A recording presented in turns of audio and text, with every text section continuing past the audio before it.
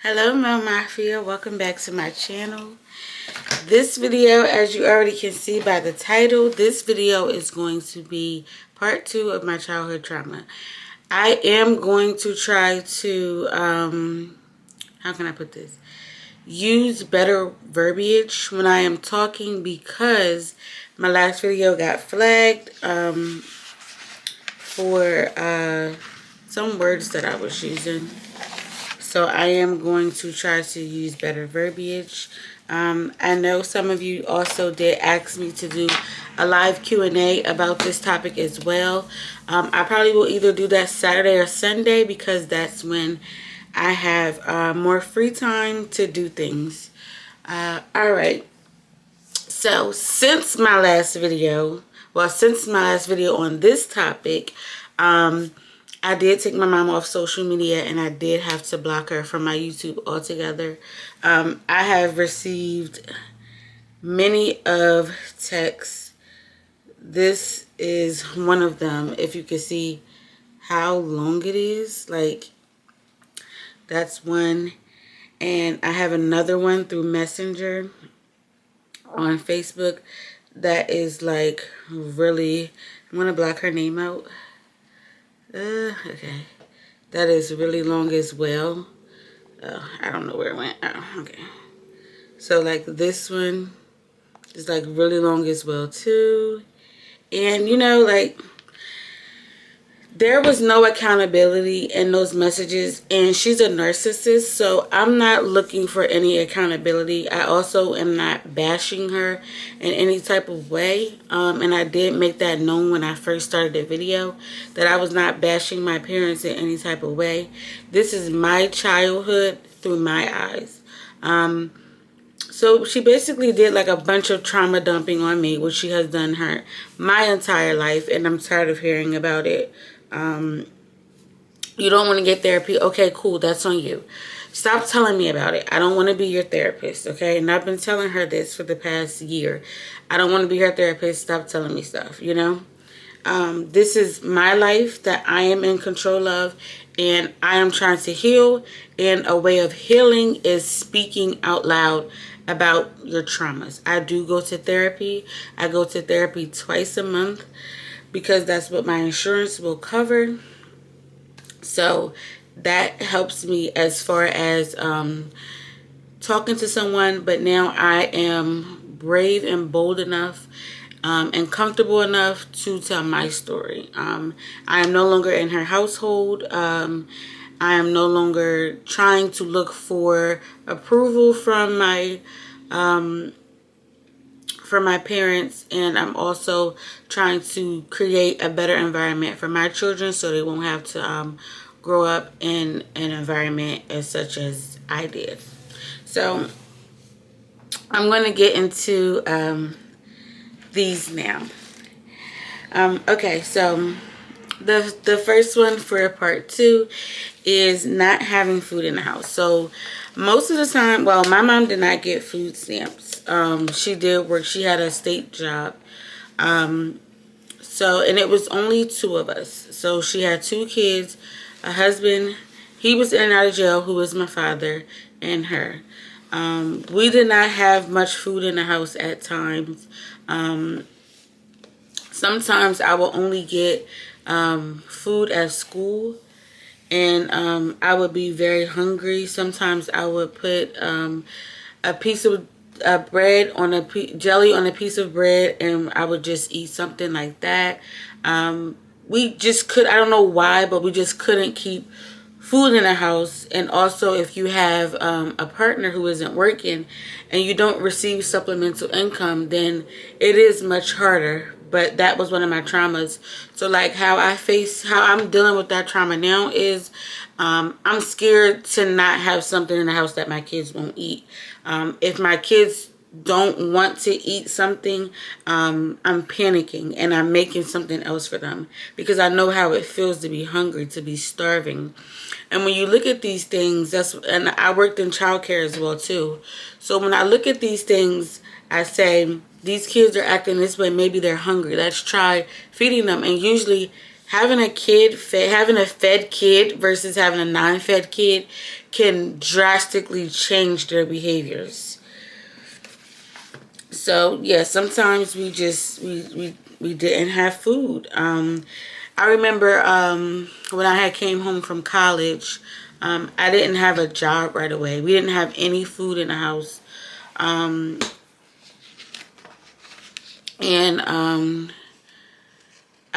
told my mom, she was still at work at the time. She gonna say, well, I bet I didn't eat for like a week straight. I literally had to, I don't know how I ate. I really honestly don't know how I ate. But I found something, some way, some kind of way of how to eat. Whether it was from a friend or a person I knew, or, you know, using coins out of a piggy bank that I had. Like I said, I only did one semester in college.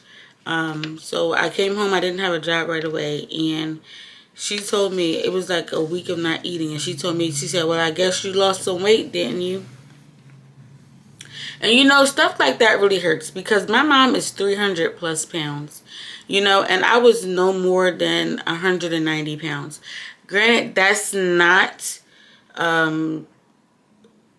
that's still obese, but I wasn't 300 and something pounds, you know, and that's not something that you say to your child, you know, especially when you are the reason that they are overweight because of the diet you had me on when I was a child. I could only eat certain foods because that was the certain foods that was in the house, you know. So I keep lots of healthy foods in the house. I keep my kids on eating fruits and vegetables. I even try to sneak it into them. Now we are making smoothies and they are loving it. So I'm happy about that.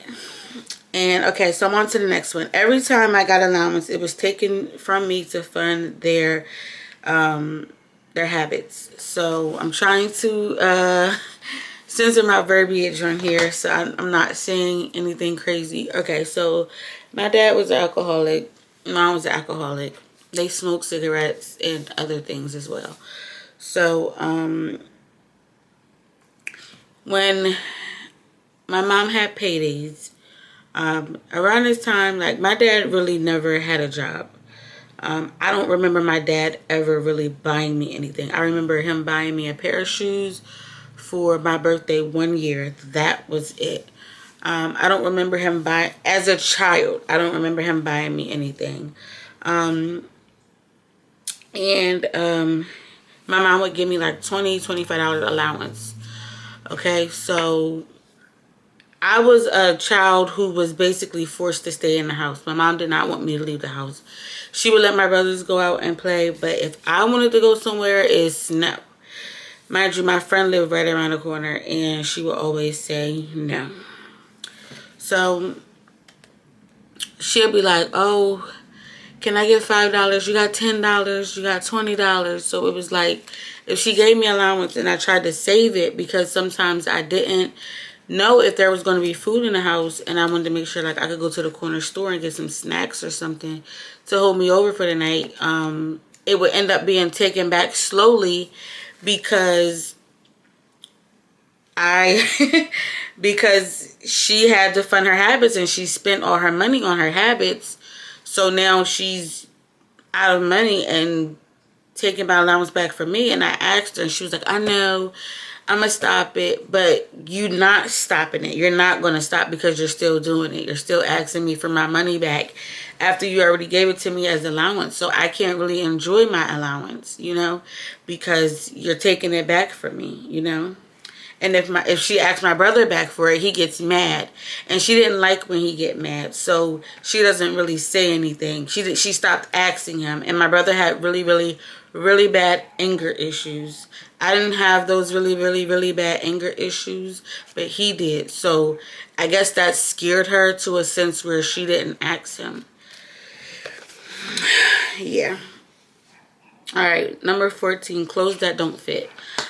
So I did develop a lot faster after I started eating more processed foods with hormones in it, like McDonald's.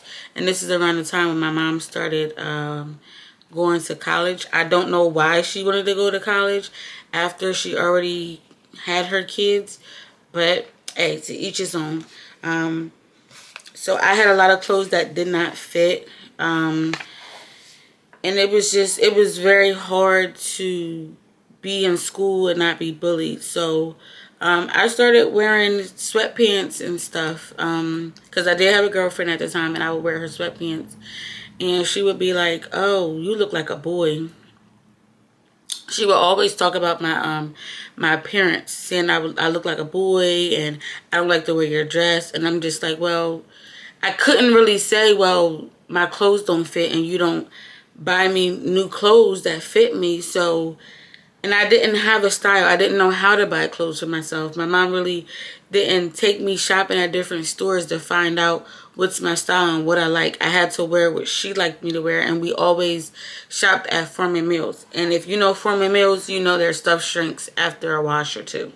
So it's just like, it was just pointless. My clothes were always small. They were always lifting up. My butt crack would be out. My jeans were always too tight. This was way before they made jeggings and leggings and stuff. So like, it was just horrible. Like when I started to develop and stuff. Number 15, not helping me with my mental health or my reproductive health. So I don't know if you guys ever seen my arm, but it is, I don't know if I can show you. All right, so like there are like cuts and stuff on my arm. I have cuts on this one too. I did this, I wanted my mom to leave me alone. I'm not an argumentative person. I hate arguing. I don't like conflict. Literally, I can't do it. It makes me uneasy. So when I was pregnant with my very first daughter, my mom was just, I don't know what was wrong with her, but she was just screaming at the top of her lungs at me. I don't know why she was doing this. And I just wanted her to stop. I wasn't saying anything to her because I was hoping that it would stop. I closed the door. We had company downstairs. And she just would not stop. So I had took the object and I made the markings. And then she finally stopped. And I was like, yes, she finally stopped. So that became a thing for me to do. I also have told my mom that I see spirits and stuff. Did not take me to get help for that. For my reproductive health, I do have PCOS. I was diagnosed with that at 13 or 14 years old. My mom did not care for any of my reproductive health. She did not help me diet. She did not help me lose weight. She did not help me get on any type of medicine or supplements or vitamins or anything to help with my condition. I had to literally wait until I was in my adulthood to be aware of my reproductive health. I honestly feel like my mom wanted me to fail. I honestly feel like she liked that I was getting fat because she was fat and couldn't lose weight. And she still can't because she doesn't want to. But that's not my story to tell. But I feel like she didn't care about my health because her health was declining. So yeah. And number 16, it kind of goes hand in hand with number 15. Speaking about my body inappropriately. She would tell people that I have a shape, and she would always talk about my private areas inappropriately. Like I said, I did develop a lot, and she still does it to this day. I did develop a lot earlier, a lot faster than some girls. I did not have proper bras. I did not have proper undergarments, so it was just really hard to be a developed little girl and try to cover yourself up because you have your parents talking inappropriately about your body. So it's just, I don't know. It makes me feel weird. And she still talks about it to this day. Like, one day I'll walk in her room and she'll be like, girl, if you don't do some sit-ups, mind you, you're double my weight and you're talking about me doing sit-ups. Like, are you serious? So it's just like, if somebody was to say something about like that to her, like, I'm very conscious about my body. And I thank God for my husband, because he has made me so, like, he has made me feel so much better. Like, he built like a new mind for me, really, with my self-esteem, because it's like, he loves my body. Anything about my body, he loves it. He helps me pick out my clothes and stuff. Like, he tells me like what looks good on me and stuff. But just like, for my mom to have weight be an issue for like partial of my childhood, and for my mom to be my first bully and talk about my weight and things, like, it just don't sit right with me. So I always try to feed into my children that they are beautiful. Like, me and my 6-year-old, we do affirmations in the morning on the car ride to school. We say, I am beautiful, I love myself. And then we start saying certain things that she likes. So one day she'll say, I like my teeth. One day she say, I like my eyes. And we'll look in the mirror. She likes her hair. We do all types of that stuff, because I want her self-esteem to be established before she goes around bullies. I'm not supposed to be her first bully like my mom was. Alright, so number 17 is a big one. Arguments and fights with broken furniture and language. My parents did fight a lot. They argued a lot. Said things that kids were not supposed to see or hear or be a witness of. Sometimes I'll wake up in the morning, and I remember one time it was a slice of pizza just smashed into the TV. And I'm just like, what was going on? Like, furniture would be arranged, and like, it just be so much chaos going on. And I'm just like, the arguments are like something that has been a family staple. For example, every holiday, every trip, my parents argue. My dad is an alcoholic. You know he's going to drink. You're mad at him for being drunk. Yada, yada. You married him. You've been with him all these years. You know this. So it's like, why are y'all putting your children through this arguing stuff all the time? Like, it really created so much trauma for me that if there's loud noises, and that goes in with number 18 too. I've been through multiple house raids. So if there's like loud noises, I panic, I jump, I'm startled, because it's like PTSD. That's why I said I have childhood PTSD, and I've been diagnosed with that. So when I'm hearing loud noises or I'm hearing a lot of commotion, I'm startled, I'm having anxiety, and I'm trying to bring it down to calm myself down. And I don't want my kids to have that kind of anxiety. So, like, yeah, that's another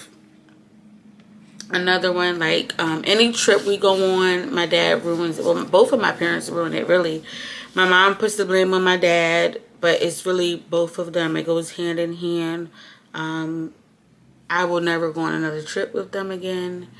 The only trips we went to Baltimore, and that was because my brother was on a basketball team, and it was an AAU team, and they traveled for some of their basketball games. I didn't get the luxury of being on any squad. I did cheerleading, but after that, that was all that I did. I didn't participate in anything else until I signed up for cheerleading my high school year on my own. So you got to look at extracurricular activities. That could have helped my behavior as well. So it's just like, yeah, I've been through multiple house tours. I've been through 3 of them. All caused by my brother, because they did things they were not supposed to do. 19. So one thing my mom would do is she would speak highly of other little girls when I was younger. As you heard in the last video, I had a lot of bald spots in my head, and I had to take medicine because I had bald spots in my head. And also my mom permed my hair a lot. Like every other month I was getting a perm because she said my hair was too thick to deal with. But in reality, it was, she just was not maintaining my hair enough. Because I know if I put my daughter's hair, my oldest daughter, she has thicker hair. If I put her hair in puff balls, it's going to lock up together. It's going to become, the curls are going to lock up together, and it's going to be harder to comb versus my younger daughter's hair, who is thinner. So you know how your daughter's hair type is. Keep it in braids, you know. So she would speak highly in front of a little girl. She'd be like, oh, she got a full head of hair. Look at her hair. She got a, and it's just like, you never speak so highly about me. Or she'd be like, oh, she this, oh, she that. I sat and watched my mom, it was the year before last, on, I believe it was the 4th of July. And she was sitting here saying, oh, my friend, I had a best friend. We're not best friends anymore.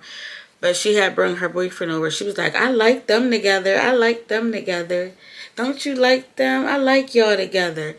And it's just like, you've been doing this all my life, trying to make me gain this jealousy and envy trait of other people. And it's just like, now I'm noticing it and it's not working. Like, it's really not working. And she made it her duty to say it every time I would come back in the house, you know. So it's just like, whatever. You have your jealousy trait of your own daughter.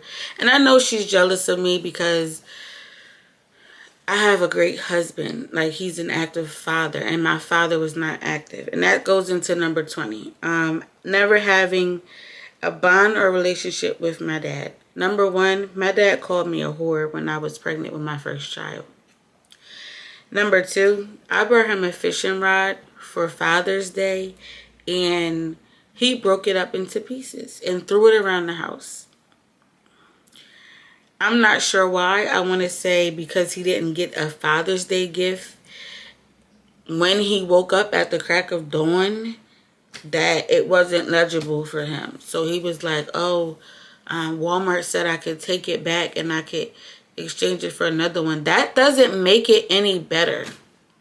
Why did you break it up to begin with? Like, why did you do that? What was the point of you breaking up the fishing rod and throwing it around the house? You know? So I don't buy my parents gifts anymore, and that's going to go into number 21. I don't buy my, that's around the time when I stopped buying my parents stuff. That Christmas I had bought, my mom asked for, she was saying she wanted a Fire Stick, and she was always saying that she needed a new comforter set. So I'm like, okay, I'm taking these hints, and I'm going to get it for her for Christmas, you know? So, the Fire Stick comes in early, so I let her have the Fire Stick early. And she was happy that all the apps were up there, but she wasn't happy that she had to pay for subscriptions, so she told me it was pointless to have it.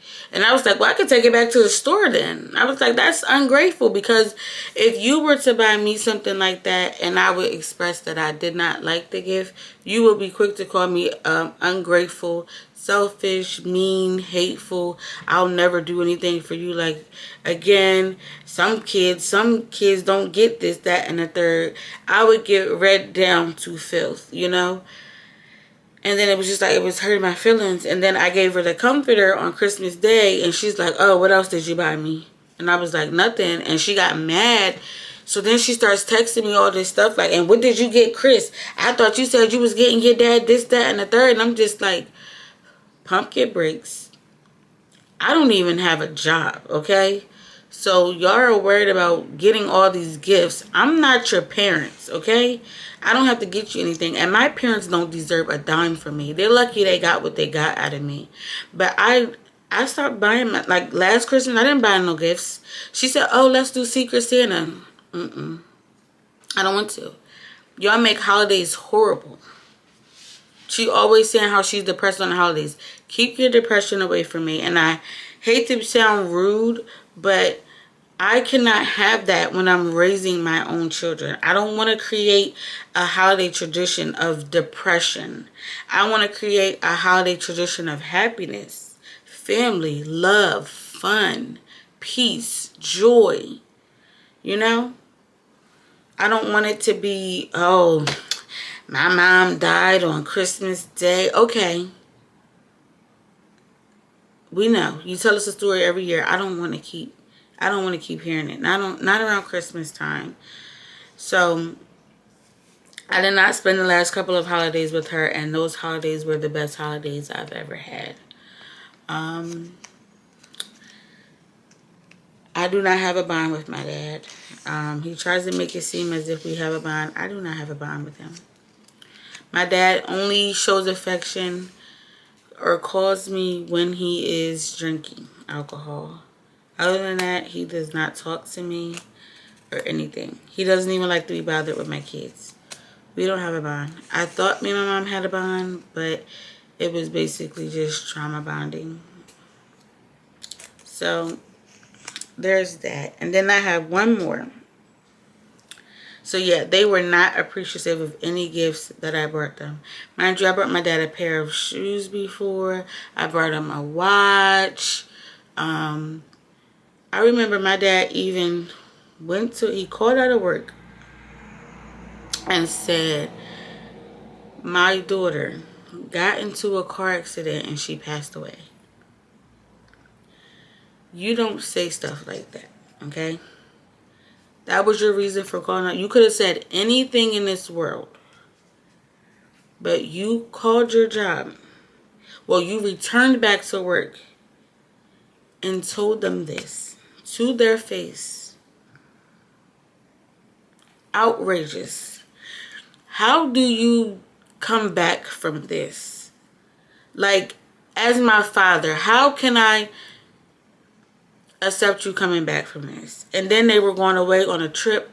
I was supposed to make their clothes. I did not make it for him. I did not make it for him because of what he said. And he needs to learn to use his words right. You're too old to be saying stuff like that. I was very hurt behind him saying that. And it still hurts me to this day. And my last one is kind of just like one I just thought of. I have so much trauma that it's so hard to even like just think of it all in one sitting. We did not have a proper washer and dryer in any of the households we lived in. So it was one house we lived in and our washer worked, but our dryer didn't. So what we would have to do is we would wash the clothes. It would not wring the clothes out fully either. Excuse me. It would not wring the clothes out fully. So we would have to wring the clothes out. And I would have to place it over my door. We had wooden doors. I would have to place it over my door and hope and pray that it's dry for the next day. If it was not dry for the next day, I was wearing damp clothes to school. Sometimes they were smelling mildew. It was very uncomfortable. Sometimes they didn't fit. My mom did not want to always go to the laundromat. So we had to pick and choose. And then one time, my dad pooped himself and put poopy underwears in the washer with everybody's clothes, and he had everybody's clothes smelling like poop. And the smell did not come out. It was horrible, okay? So I did not know what to do. And it was just like I didn't have any money to go get a separate washer and separate laundry detergent and, you know, do this myself. But it was just like my parents' actions really messed up my life, you know? Like, why would you put that in the washer and now all the clothes are smelling like that? And we're at a public laundromat now. So we only went like once or twice together, you know? And it was just horrible. And my mom would buy the cheapest of laundry. I think it was called Purex or something. Or Extra. Something like that. It was the cheapest of laundry detergent, so it wasn't like it was tight or something. It was horrible. So that just is more of my childhood trauma.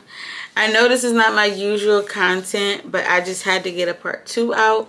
I will be going live either Saturday or Sunday. You can let me know which day you guys would like in the comments down below. I will get back to my regular scheduled content. Just give me some ideas of what you guys would like to see. I am 5 months pregnant. I'll be 24 weeks. So no, that'll be 6 months. Wow. So I'll be 24 weeks this coming Saturday. I can do some pregnancy content. I can do some get ready with me. Sometimes it is hard in the morning because my kids, they do like to give me a little hard time.